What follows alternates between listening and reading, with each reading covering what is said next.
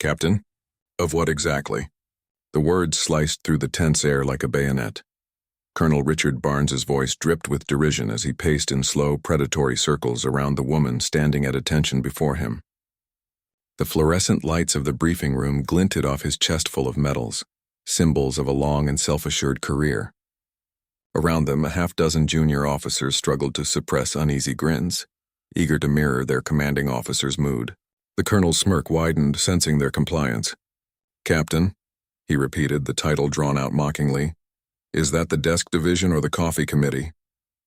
Nervous laughter rippled through the room, brittle and forced.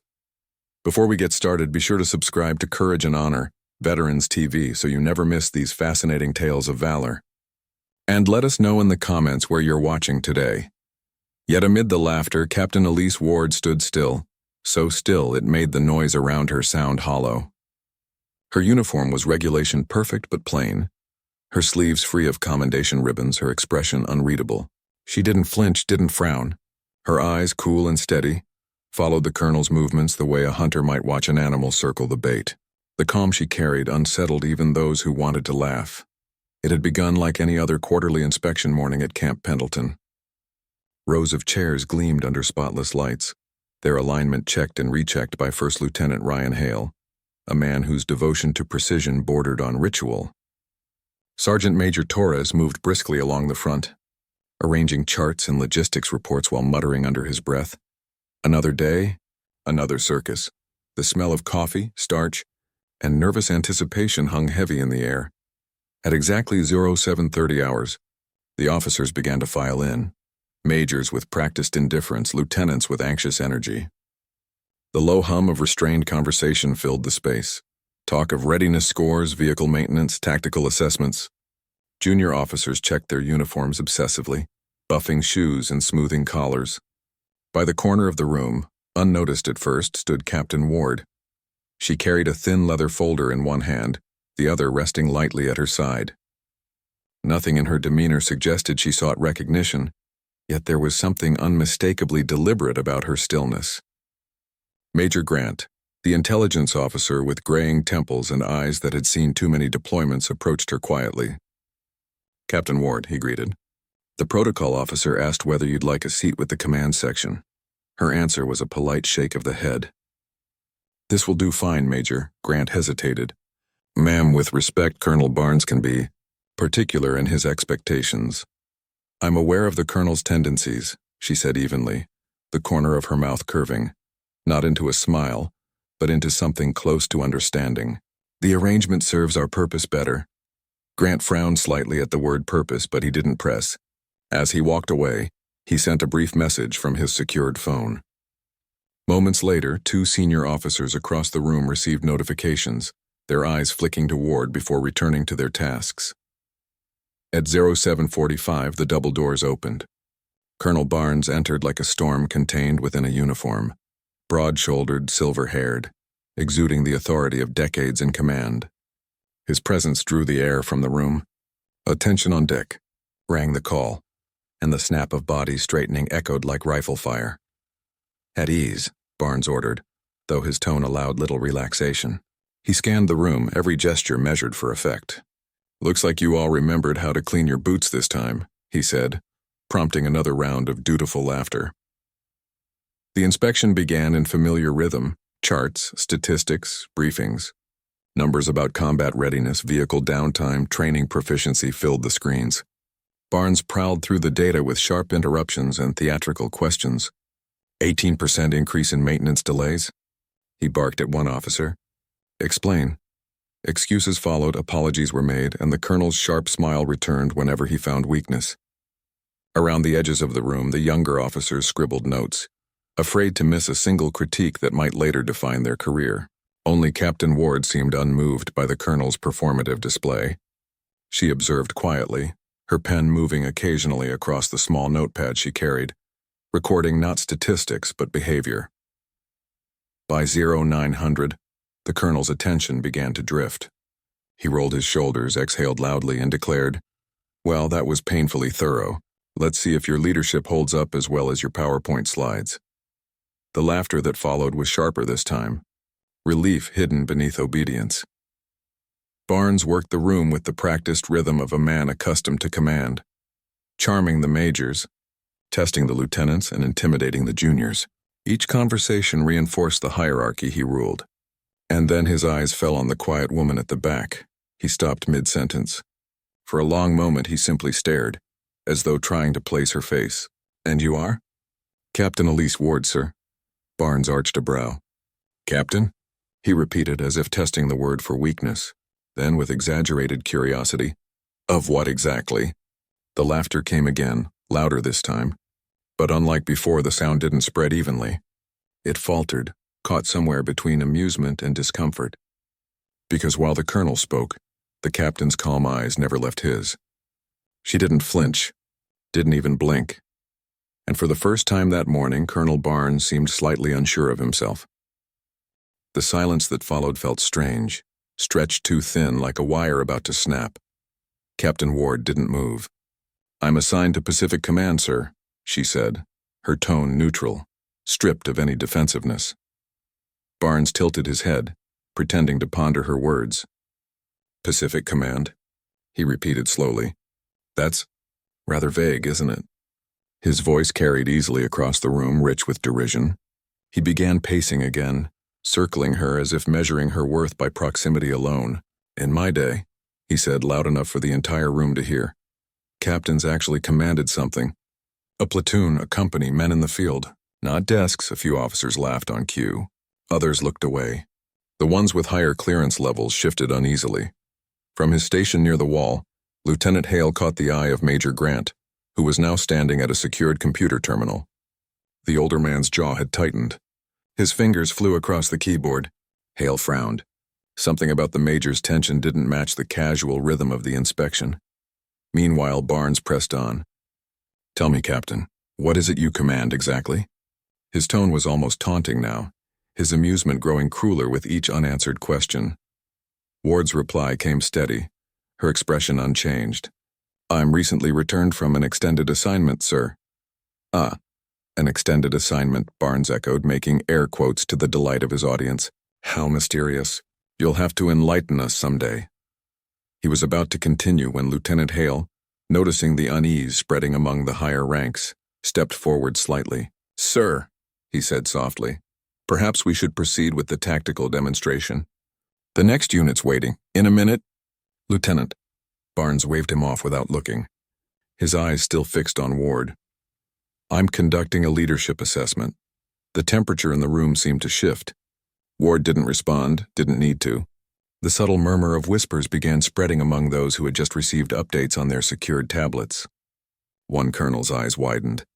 Another's hand froze mid-note. Even Major Grant, still at the terminal, went still as he read the final line of a classified personnel record glowing on his screen. Barnes noticed none of it. "You see, Captain," he continued, "rank is more than metal on your collar. It's earned through experience, authority, command presence." He gestured broadly toward the room, confident in his audience. "These officers respect me because they understand the responsibility behind these insignias." He tapped the eagle on his chest with deliberate pride. Then he leaned closer. "So tell us, Captain, what do you carry behind yours?" There was no immediate answer, but the silence felt different now, dense, watching. Across the room, devices buzzed again. The ripple of tension deepened. Lieutenant Hale noticed that two senior officers, both from intelligence, had gone pale. One was quietly mouthing something like, "No way." "Sir." Hale tried once more, this time his voice sharper. "I think we need to—" "Enough!" Barnes snapped, his tone cutting through the room. "You'll speak when spoken to, Lieutenant." He turned back toward Ward, just as the base communication system chimed. The sound was crisp, official, impossible to ignore. A synthesized voice followed, echoing through the speakers. "Colonel Richard Barnes, priority secure call from Commander U.S. Indo-Pacific Command. Line 1, priority Alpha." The colonel frowned, caught off guard. Priority Alpha? That was reserved for emergencies, orders that bypassed even his authority. "Captain Rodriguez," he barked toward his aide. "Take a message." "I'm in the middle of an inspection." Rodriguez stepped forward hesitantly. "Sir," he said quietly, "it's flagged Alpha. Protocol requires you take it immediately." Barnes's expression hardened. For a moment, pride wrestled with regulation. Then discipline won. "Continue without me," he ordered curtly. "I'll be right back." As he strode out with his entourage, the doors closed behind him with a heavy click. Instantly, the room erupted, not in chaos, but in a low, electric hum of murmurs. Officers turned to each other in disbelief. "Did you see Grant's screen?" One whispered. "That can't be real." "Operation Crimson Dawn," another muttered under his breath. "I thought that was blacklisted." Lieutenant Hale crossed the room toward Major Grant. "Sir, what's going on?" "Who is she?" Grant's voice was barely audible. "Did you run standard command verification before the colonel arrived?" "Yes, sir. Everyone checked against base registry." "Base registry?" Grant's tone sharpened. "You didn't run joint command authorization?" Hale froze. "That's above my clearance level, sir." "Exactly," Grant said grimly. He turned the screen toward him. Hale caught a glimpse. Ward's personnel photo beside a heavily redacted service record, stamped with multiple security watermarks. Entire paragraphs were blacked out, but one line at the top glowed in bold red. "Joint Task Force Command Authorization, Level Omega." Hale's breath caught. Jesus. All around them, whispers spread like wildfire. The names of classified operations, some thought mythical, surfaced in hushed tones. Crimson Dawn, the Kabul extraction. 72 Alpha Directive. At the center of it all, Captain Ward stood exactly where she had been left, still composed, quietly checking her watch, and that was when the doors burst open again. Colonel Barnes reappeared, his face drained of color, his posture rigid with something that looked eerily like fear. The room fell instantly silent. He walked straight toward Ward, each step measured, his voice stripped of bravado when he finally spoke. "Captain." He stopped himself, his throat tight. "Commander Ward," he corrected, his tone formal, almost reverent. "I believe I owe you a proper address." No one breathed. Even the ever-present hum of fluorescent lights seemed to fade into silence. Colonel Barnes stood face to face with the woman he had mocked minutes earlier, his authority disarmed, his confidence hollowed out. Every officer in the room was frozen, witnessing something rare and unsettling. The fall of a man too used to command, and the quiet ascension of someone who had never asked for it. "Perhaps," Barnes said slowly, his voice brittle around the edges, "you could clarify your current position. For the record, Captain, no, Commander." Elise Ward met his gaze evenly. She didn't gloat, didn't smirk. If anything, her expression softened just slightly, as though she pitied him for realizing too late what others already knew. "Joint Task Force Commander, Special Operations Command, Pacific," she said simply. The words dropped into the air like a hammer. For a full 2 seconds, no one moved. Then a collective realization swept through the room. Those who knew what that title meant straightened instinctively, their bodies moving before their minds could catch up. Others looked around, confused, until they saw Colonel Barnes remove his cap and snap to a perfect salute. The sound of synchronized motion filled the room, dozens of hands rising in crisp unison. "Commander," Barnes said, the word strangled between shame and respect. Commander Ward returned the salute with the quiet dignity of someone who had lived too long in the shadow of secrecy. "At ease," she said, her voice carrying naturally now, no longer subdued. The room relaxed, though no one dared meet her eyes for long. She moved to the front without hurry, gesturing toward the unfinished slides on the projection screen. "Let's proceed," she said. "I believe we were on operational logistics." Her tone was measured, calm, efficient, but her presence had shifted everything. The officers scrambled to resume the inspection, though now their attention was sharp with respect rather than fear. Even Barnes stood off to the side, hands clasped behind his back, every trace of arrogance gone. Commander Ward began reviewing their readiness metrics. "Maintenance delays, 18%, correct?" she asked, her eyes flicking briefly to Major Chen. "Yes, ma'am," Chen stammered. "Supply chain shortages, ma'am. Requisitions are filed through standard channels, I'm aware." She tapped her pen lightly against the table. "But you haven't rerouted requisition priorities through Joint Logistics Command under Code Delta 7 authorization. That bypasses the backlog. Why wasn't that used?" Chen blinked. "I wasn't aware of that directive." "You weren't supposed to be," she replied quietly, not unkindly. but it was declassified last week. Her tone held neither accusation nor praise, merely fact. Fix it. Around the room, officers leaned forward, realizing this wasn't merely a formality, it was an education. Where Barnes had led with intimidation, Ward led with precision. Her questions pierced through layers of bureaucracy like a blade through silk. At the tactical operations display, she paused. Sector 7 near the canyon ridge, she said, eyes narrowing slightly at the digital map. There's a vulnerability in your perimeter defense here. The tactical officer scrambled to respond. We've increased patrol frequency and added surveillance drones, Commander. And the Ridge Shadow? She asked. The Ridge Shadow? He hesitated. Ward's expression didn't change. That formation creates a 1.5-kilometer radar and visual blind zone. It's been exploited twice during Red Team drills. You've patched it on paper, not in reality.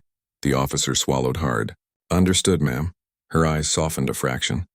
Good. Make the adjustment immediately. This isn't a reprimand, it's a reminder. Colonel Barnes, standing a few paces behind her, looked smaller somehow. The commanding presence that once filled rooms now seemed overshadowed by the quiet gravity of the woman before him.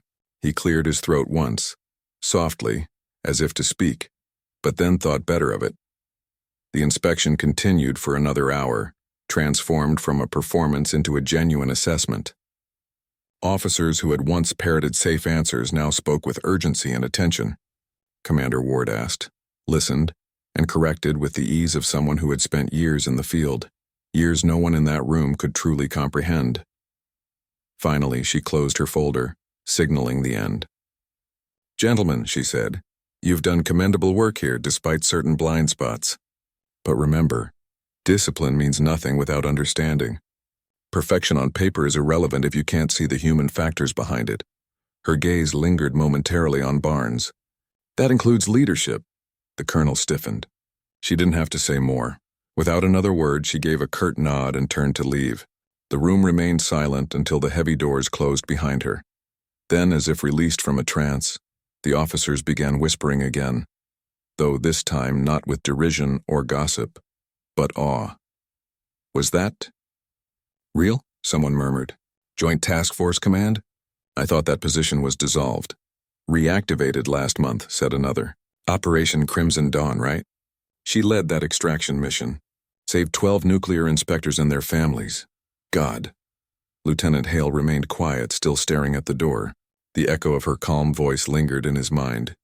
He'd seen arrogance before, seen how it strutted and barked and demanded obedience. But what he had witnessed today was something else entirely, power that didn't need to announce itself. Outside, the California sun had risen high, bathing Camp Pendleton in sharp golden light. Commander Ward stepped into it with a kind of unhurried grace, her expression unreadable. To anyone watching from the briefing room windows, she might have looked entirely composed, a woman untouched by confrontation. But beneath the surface, a different current flowed, the quiet pulse of memory, discipline, and the heavy solitude that came with command. She moved toward the command vehicle waiting near the courtyard, accompanied by Major Grant. Neither spoke for several minutes. The rhythmic sound of their boots on concrete filled the silence. Finally, Grant cleared his throat. That could have gone worse, he said, a faint smile tugging at the edge of his voice. Ward looked sideways at him. You mean the part where I was publicly mocked, or the part where half the base just learned I exist? Grant chuckled under his breath. Both, ma'am. Then his expression sobered. Barnes didn't know. He couldn't have. I'm aware, she said softly. Still, the arrogance was instructive. They reached the vehicle. For a moment she paused, resting one hand on the door handle. Her reflection in the window looked like a ghost, a soldier stripped of insignia belonging everywhere and nowhere. Men like Barnes don't mean harm, she murmured. They just forget that authority isn't the same as leadership. Grant nodded slowly. You think he learned that lesson today? Ward gave a small, knowing smile. Oh, he learned something. Whether he understands it yet is another matter. Inside the briefing hall, Colonel Barnes remained standing long after the others had dispersed. The adrenaline had faded, leaving a dull ache in his chest. Not humiliation exactly, but something heavier. He replayed her calm words over and over in his mind. Perfection on paper is irrelevant if you can't see the human factors behind it. He exhaled, feeling the sting of recognition, How many years had he ruled through fear, mistaking compliance for respect? He'd thought control was leadership, that volume equaled authority. But Ward, that woman who had said almost nothing, had undone him with silence. "Sir," Lieutenant Hale's voice broke into his thoughts. The younger man stood a few feet away, uncertain whether to approach. "Yes, Lieutenant?"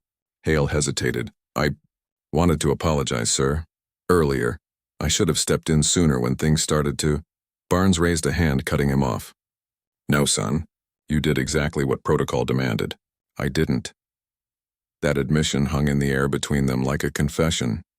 He turned toward the window, watching the sunlight flash off the departing command vehicle in the distance. "Do you know what I saw in her eyes, Lieutenant?" "No, sir." "Calm," Barnes said. "Not indifference and calm. The kind that comes from knowing exactly who you are without needing to prove it." For the first time that morning, his voice softened. "That's real authority. Not the kind they pin on your chest." Hale nodded quietly. He'd never heard the colonel speak like that before. The transformation was subtle, but genuine, as though something inside him had finally cracked open, letting humility seep through. Across base headquarters, word of the incident spread like wildfire. By noon, whispers had reached every division. Some officers retold it with reverence, others with embarrassment.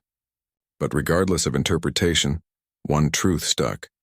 The colonel who once humiliated subordinates had been humbled himself, not by rank, not by punishment, but by grace.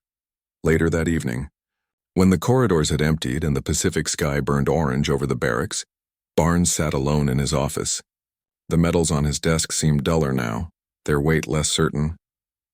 He opened his drawer and withdrew a single page, an old commendation letter from years ago, written by a mentor long gone. A leader's measure isn't taken by how loudly he commands, but by how quietly others follow. He stared at the line for a long time, then placed the paper back in the drawer and locked it. Meanwhile, in a secured conference room 2 buildings away, Commander Ward joined a classified debrief. The walls were lined with digital displays showing satellite imagery across the Pacific Theater. Major Grant handed her a report. "Directive 72 Alpha confirmed, ma'am. Crimson Dawn's aftermath has stabilized. Your reactivation under SOCPAC is official." Ward signed without hesitation. "Understood. What's next?" "New directive incoming from Washington," Grant replied. "Something about forward operating realignment in the South China Sea." She gave a short nod. "Then we'll prepare accordingly." Her tone was steady, professional. Yet as she reviewed the files, a flicker of thought passed through her. Not regret, not pride, but reflection. She had spent a career making decisions that others could never know about. And today, for the briefest moment, her hidden world had collided with theirs. The world of inspections, uniforms, and protocol. A small irony surfaced in her mind. The colonel had demanded to know what she commanded.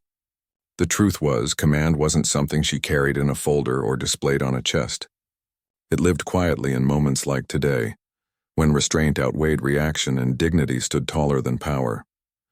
The night settled gently over Camp Pendleton, washing away the day's noise with a kind of uneasy stillness. Outside the barracks, the Pacific breeze carried the salt of the ocean and the faint metallic tang of weapons oil, a reminder that even peace on a Marine base was a temporary state, a pause between storms. Commander Elise Ward sat alone on the veranda of the officers' quarters, her notebook open across her knees. The page in front of her was half filled with the sharp, precise handwriting of someone trained to observe, record, and reflect. But tonight her notes were personal. "Power doesn't need to prove itself," she wrote. "It simply is." Her pen hovered above the paper for a moment. Then she added, almost as an afterthought, "Still, arrogance never learns until it's shown its reflection." She leaned back, the old chair creaking beneath her, and looked out across the training fields. The lights from the distant hangars flickered like restless stars.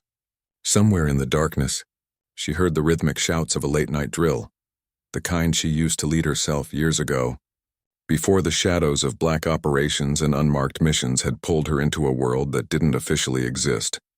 For a moment, the faces of her old team came to mind. The ones who didn't make it back from Crimson Dawn, the ones whose names were erased from records but not from memory. The ache was familiar but duller now, the kind that settles into your bones after years of carrying it. Commander. A voice interrupted softly. Major Grant stepped into the light, holding 2 mugs of black coffee. Thought you might still be awake. Ward accepted one, nodding her thanks. The steam curled between them like smoke. How's Barnes? She asked. Grant gave a wry smile. Still in his office, lights on. I think he's processing. Good, she said. That means there's hope. He hesitated before speaking again. You could have humiliated him, ma'am. After what he said, no one would have blamed you. Ward's eyes stayed on the horizon. Public humiliation teaches nothing. Quiet truth does. Grant studied her for a long moment. You know, most people think leadership is about speaking louder than the next guy. That's because most people are afraid of silence, Ward replied. They think it means weakness. He nodded slowly, understanding. And you? What does silence mean to you? She took a sip of coffee, then smiled faintly. Control. The kind that doesn't have to shout. The wind picked up, rustling the pages of her notebook. She caught it with one hand before it could close. On the top of the page, she had written a single word in bold, deliberate strokes. Integrity. Grant followed her gaze. That's the lesson today, isn't it? Ward nodded. It always is. Inside the headquarters, Colonel Barnes was indeed still awake. The office was dim, the only light coming from the small lamp on his desk. He'd replayed the morning scene in his head so many times he'd lost count. The echo of his own mocking tone now rang in his ears like something foreign. Embarrassing. He reached for his phone, opened a new message, and hesitated. Then he began to type. To Commander Elise Ward, subject. Formal apology, Commander. I owe you more than an apology for this morning's conduct. I mistook silence for submission and simplicity for weakness.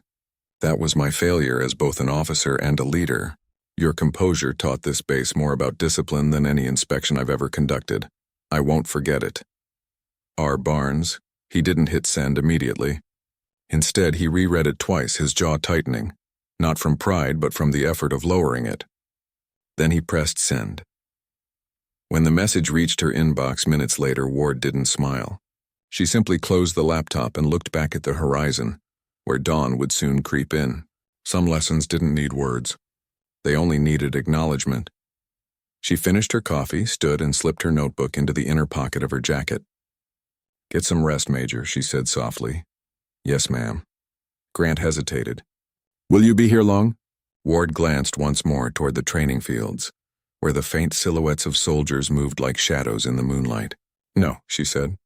They'll redeploy me soon? He nodded, understanding without needing details. It never ends, does it? She smiled, a real one this time, small and tired but genuine. It's not supposed to. As she walked back inside, the wind carried her final words into the dark, barely more than a whisper. Real strength doesn't demand recognition. It earns it, quietly. The next morning, the base awoke to a changed atmosphere. The officers stood a little straighter, spoke a little softer. Even Barnes at the morning briefing carried himself with new restraint. There were no theatrics, no taunts, just professionalism. And though Commander Ward's name would soon vanish again into the folds of classified files and redacted orders, the story of that morning, when arrogance bowed to quiet authority, would linger in whispered retellings across the Marine Corps for years to come. A story not about rank, but about respect. A story about the power of calm amid noise. A story about a woman who didn't raise her voice because she didn't need to.